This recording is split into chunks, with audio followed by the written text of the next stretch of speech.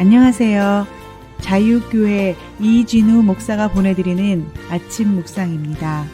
오늘도 예수 그리스도의 향기를 내는 복된 하루가 되시길 바랍니다.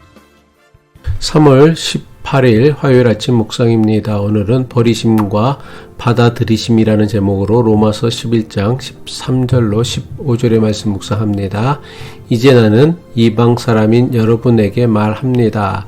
내가 이방 사람에게 보내심을 받은 사도이니만큼 나는 내 직분을 영광스럽게 생각합니다.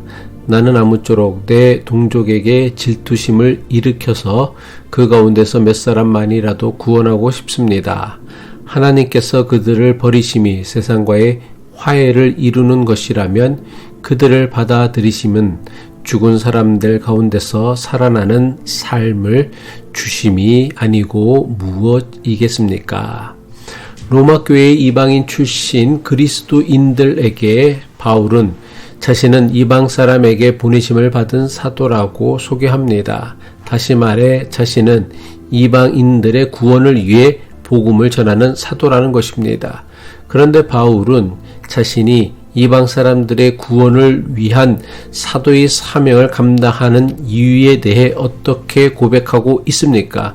로마서 11장 14절이죠. 나는 아무쪼록 내 동족에게 질투심을 일으켜서 그 가운데서 몇 사람만이라도 구원하고 싶습니다. 바울은 비록 자신은 이방인들의 구원을 위해 복음을 전하는 사도이지만 그렇다고 자기의 동족 이스라엘을 포기한 것이 아니라는 것입니다. 오히려 자기의 동족 이스라엘을 위해서 이방인들을 위한 사도의 사명을 감당하고 있다고 고백한 것입니다. 많은 유대인이 바울이 이방인들의 편에 서서 저들에게 복음을 전하는 것을 보고 그가 동족을 버렸다고 오해를 했습니다.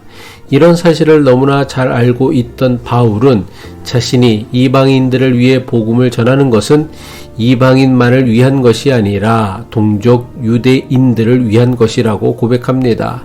당시 로마 교회는 다수였던 이방인 그리스도인들로 인해 소수였던 유대인 그리스도인들이 위축되어 있던 상황이었습니다. 유대인 그리스도인들은 자기 민족이 예수 그리스도를 거부하고 배척했다는 사실로 상당히 위축되어 있었습니다. 그리고 유대인들이 예수 그리스도를 거부하고 배척했다는 것을 알고 있던 이방인 그리스도인들은 더 이상 이스라엘에 희망이 없다고 여겼을 것입니다. 이런 상황에서 바울은 이스라엘의 불순종과 넘어짐을 하나님의 심판으로 여기지 않았습니다.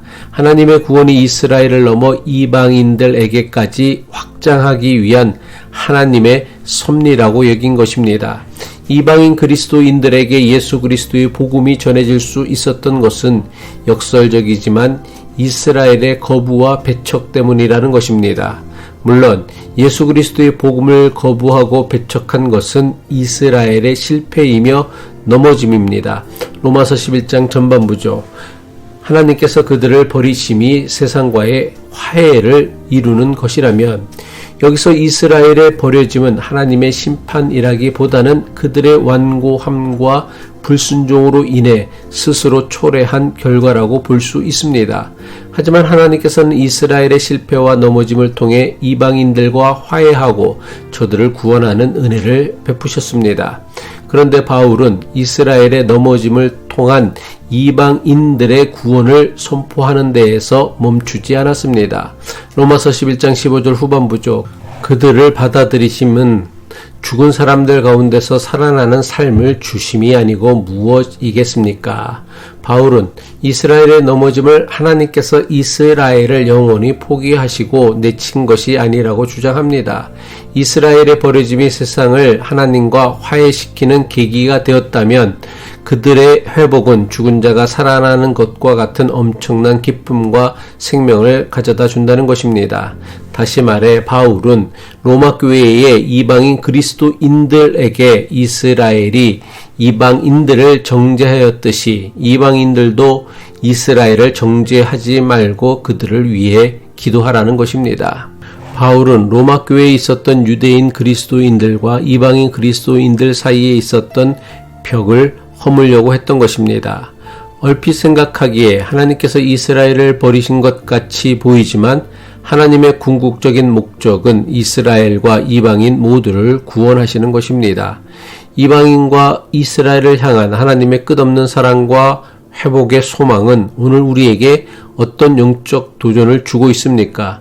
우리는 하나님의 포용적인 사랑을 본받아 모든 사람을 차별 없이 사랑하고 존중할 수 있어야 합니다. 전능하신 하나님 앞에서 자기만이, 자기 민족만이, 자기 교파만이, 자기 종교만이 특별하다는 우월의식을 가질 수 없습니다. 하나님의 구원에서 제외될 사람을 우리의 기준으로 정할 수 없다는 것도 인정해야 합니다. 구원은 하나님께 속한 것이지 우리의 생각이나 기준에 있지 않기 때문입니다.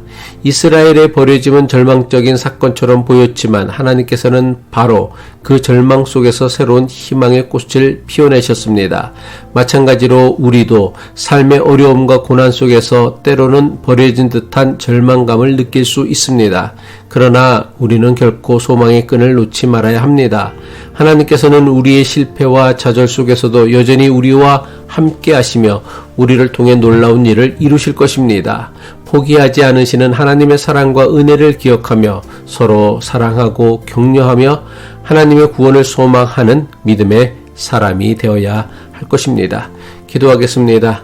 사랑과 은혜가 풍성하신 하나님 아버지, 이스라엘과 이방인 모두를 향한 주님의 크고 깊은 구원의 계획을 통해 차별 없이 베푸시는 하나님의 구원의 은혜를 깨닫게 해주시니 감사합니다. 우리의 시선과 판단이 아니라 오직 하나님의 긍휼과 사랑으로 사람들을 바라볼 수 있도록 도와주옵소서.